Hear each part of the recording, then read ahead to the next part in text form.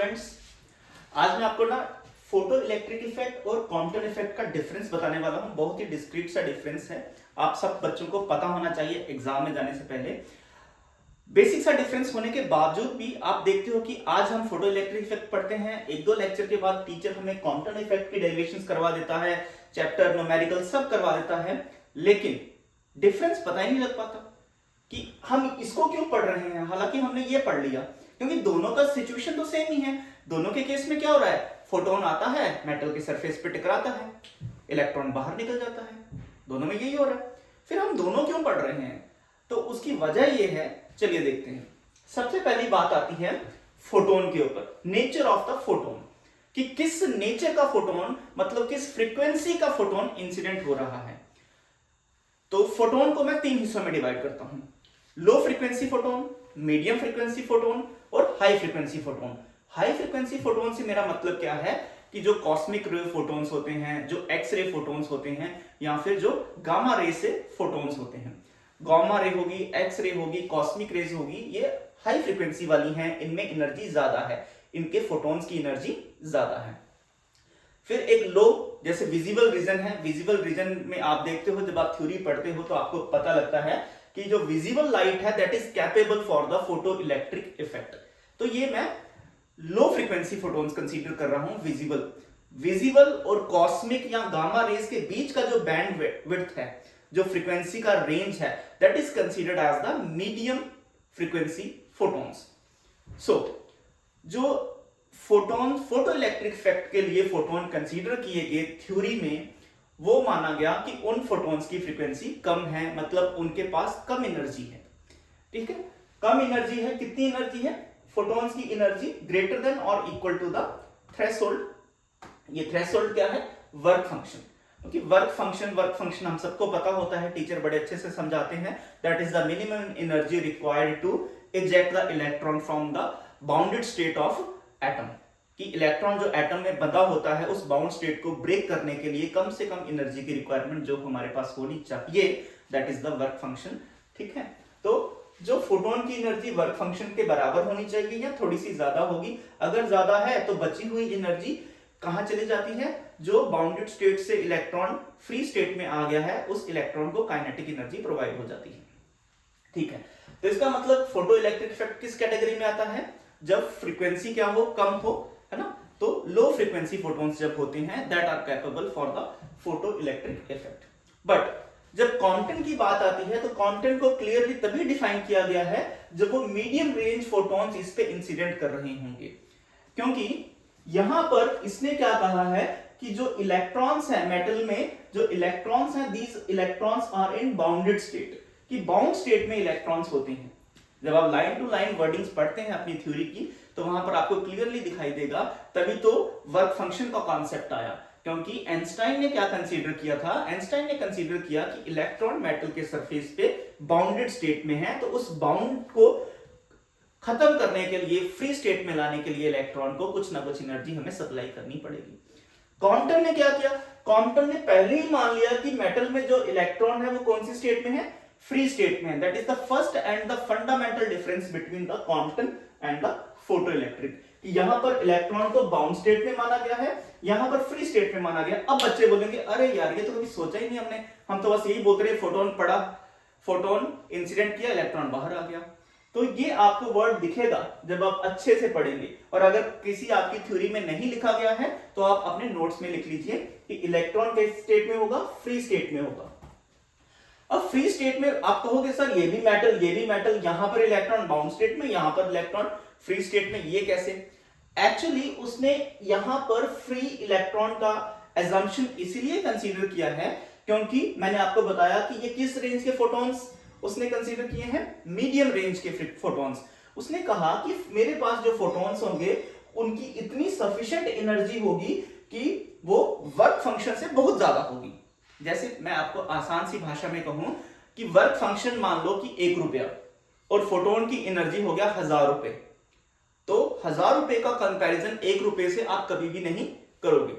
तो work function 1 रुपया है और फोटोन के पास एनर्जी 1000 रुपया है, तो जब आप उनका एनर्जी डिफरेंस देखेंगे तो आप यही कहेंगे कि हाँ सब इतने पैसे, मेरे पास बहुत पैसे हैं, यही बोलेंगे ना। तो इसलिए यहाँ पर फोटोन के पास बहुत सारी एनर्जी है, तो आसानी से आप 1 रुपए की चीज खरीद सकते हैं। जब आपके पास 1000 रुपया है तो कोई सोचने की बात ही नहीं है, बड़े आसानी से आप 1 रुपए की चीज खरीद सकते हैं।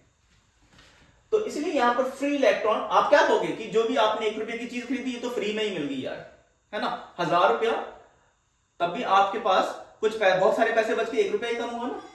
तो इसीलिए इस एनर्जी को इतना सफिशिएंट माना गया है कि वो थ्रेशोल्ड, या आप कह सकते हैं कि वर्क फंक्शन से बहुत ज्यादा एनर्जी है फोटॉन्स के पास।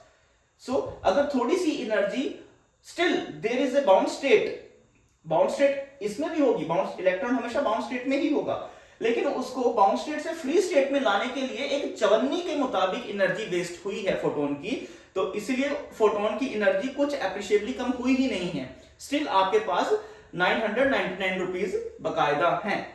तो हमने 1 रुपए से क्या किया, वर्क फंक्शन को ओवरकम कर दिया। तो इसलिए आप वहां पर कोई वर्क फंक्शन वर्ड लिखते ही नहीं हो, आप डायरेक्टली क्या देते हो कि पहले भी 1000 रुपया था, बाद में भी 1000 रुपया ही है मेरे पास अप्रोक्सीमेटली, राइट। तो फ्री इलेक्ट्रॉन इसीलिए नाम दिया गया, तो ये कंडीशन याद रखिएगा। दूसरी क्या डिफरेंस आया कि इंसिडेंट जो फोटोन है कंप्लीटली वैनिश, और इस केस में कॉम्पटन इफेक्ट में जो फोटोन इंसिडेंट होता है वो कंप्लीटली वैनिश नहीं होता, वो स्कैटर हो जाता है। यार ये क्यों? एक केस में आप कह रहे हो स्कैटर हो गया, दूसरे केस में आप कह रहे हो कि कंप्लीटली वैनिश हो गया। अगेन रीजन क्या है कि इसकी energy approximately equal to the threshold energy है। तो ये क्या करता है, अपनी सारी की सारी एनर्जी ताकत लगा ही देता है कि उस इलेक्ट्रॉन को बाउंड स्टेट से फ्री स्टेट में लाने के लिए, ठीक है। और अगर बची खुची एनर्जी बच जाती है तो वो काइनेटिक एनर्जी में चल जाती है। इसका मतलब कुछ नहीं बचता पीछे, ठीक है। आप 1000 रुपया दुकान पे लेके गए हैं तो 800-900 की चीज आपने खरीद ली, है ना, तो जो बाकी पैसे बचे वो किराए में लग गए, तो आपके पास finally in the end of the day कुछ नहीं बचा है, ठीक है। तो इंसिडेंट फोटोन कंप्लीटली वैनिश, 1000 रुपया सारे के सारे थे, खत्म हो गए। लेकिन यहां पर क्या हुआ, यहां पर क्या हुआ, इंसिडेंट फोटोन स्कैटर हुआ। क्या कि आप 1000 रुपया आया था, 1000 रुपए की एनर्जी आई थी, कुछ एनर्जी ने क्या किया, इलेक्ट्रॉन को फ्री कर दिया। तो जैसे इलेक्ट्रॉन फ्री हुआ, मान लो कि 5 रुपए की चीज आपने ले ली, 1 रुपए की चीज ले ली, 2 रुपए की चीज ले ली, एक पेंसिल खरीद ली 2 रुपए की, है ना। तो 1000 रुपए में से 2 रुपए ही कम हुए ना, तो पेंसिल खरीद ली, मतलब इलेक्ट्रॉन फ्री हो गया 2 रुपए से। 2 रुपए से आपने इलेक्ट्रॉन को फ्री कर दिया, इलेक्ट्रॉन इधर दौड़ना शुरू हो गया फाई एंगल पे। बाकी जो पैसे बचे, बाकी जो एनर्जी बची फोटोन के पास, अभी भी जो एनर्जी बची है वो यहां चलेगी। तो ये हो गया स्कैटर्ड फोटोन। फोटोन सेम ही है, यहां पर एनर्जी ज्यादा थी, फोटोन ने कुछ एक एनर्जी इलेक्ट्रॉन पे लगा दी उसको फ्री करने में, ठीक है।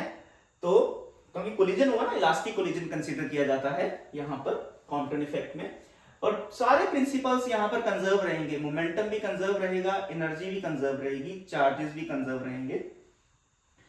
तो हुआ क्या कि जो एनर्जी बची वो फोटोन स्कैटर होके इधर इस एनर्जी से थोड़ी सी कम फ्रीक्वेंसी से भागना शुरू हो गया थीटा एंगल पे। तो यहां पर फोटोन क्या है, स्कैटर हो रहा है, सेम फोटोन है, इंसिडेंट फोटोन, थोड़ा कम एनर्जी का फोटोन स्कैटर हो गया क्योंकि उसकी एनर्जी कम हो गई है। लेकिन यहां पर फोटोन कंप्लीटली वैनिश हो जाता है। 2 डिफरेंस हो गए। तीसरा डिफरेंस, लेकिन ये डिफरेंस है किसके बेसिस पे, सिर्फ इसी के बेसिस पे, यहां पर जो फोटोन इंसिडेंट हो रहा है वो कम एनर्जी का है, यहां पर जो फोटोन इंसिडेंट हो रहा है वो बहुत ज्यादा एनर्जी का है। तीसरा, आइंस्टाइन ने फोटो इलेक्ट्रिक इफेक्ट ड्राइव करते हुए नॉन रिलेटिविस्टिक अप्रोच यूज किया था, मतलब जो स्पीड ऑफ इलेक्ट्रॉन होगा वो बहुत ही कम होगा, है ना, which is much less than the speed of light. लेकिन कॉम्पटन ने रिलेटिविस्टिक अप्रोच यूज किया हुआ है। जब आप अच्छी किताब में कॉम्पटन इफेक्ट की डेरिवेशन को देखते हैं तो आप क्या पाते हैं ना, मॉडर्न फिजिक्स में या क्वांटम मैकेनिक्स की किताब में, जैसे कॉलेज लेवल की कोई किताब में अगर आप देखें, या मे भी आपको बेसिक अपने IIT JEE के स्टडी पैकेज में भी ये डेरिवेशन मिल सकती है कि वहां पर इलेक्ट्रॉन के रिलेटिविस्टिक मास को भी कंसीडर किया जाता है, मतलब रेस्ट मास ऑफ इलेक्ट्रॉन की एनर्जी को भी कंसीडर किया जाता है कंजर्वेशन ऑफ एनर्जी इक्वेशन लिखने में। लेकिन जब आप conservation of energy in photo electric effect लिखते हैं तो आप वहां पर इलेक्ट्रॉन जो मेटल में बैठा हुआ था बाउंडेड स्टेट में, उसकी रेस्ट स्टेट की एनर्जी को, इक्वेशन को नहीं लिखते हो, उसकी रेस्ट स्टेट एनर्जी को आप 0 लिखते हो, आप सिंपली क्या लिखते हो, एच न्यू जो फोटोन आया इक्वल्स टू फिर क्या work function plus kinetic energy of the electron. यहां पर आपकी इक्वेशन जो एनर्जी इक्वेशन आपको अलग दिखाई देगी, यहां पर कंजर्वेशन ऑफ एनर्जी इक्वेशन आपको अलग दिखाई देगी, क्योंकि यहां पर नॉन रिलेटिविस्टिक अप्रोच फॉलो की गई है और कॉम्पटन इफेक्ट में रिलेटिविस्टिक अप्रोच फॉलो की गई है। लास्ट पॉइंट जो बहुत इंपॉर्टेंट है कि एक ही सिचुएशन में कि अगर एक बीम ऑफ लाइट किसी मेटल सरफेस पे इंसिडेंट करता है तो there is a high chance कि फोटो इलेक्ट्रिक इफेक्ट भी वहां पर हो और साथ ही साथ साइमल्टेनियसली कुछ फोटॉन्स के कारण आपको क्या देखने को मिले, कॉम्पटन इफेक्ट भी देखने को मिल सकता है। मतलब कॉम्पटन इफेक्ट और फोटो इलेक्ट्रिक इफेक्ट दोनों साइड बाय साइड आपको एक ही एक्सपेरिमेंट में देखने को मिल सकते हैं। मिलते हैं नए लेक्चर में। Wish you all the best.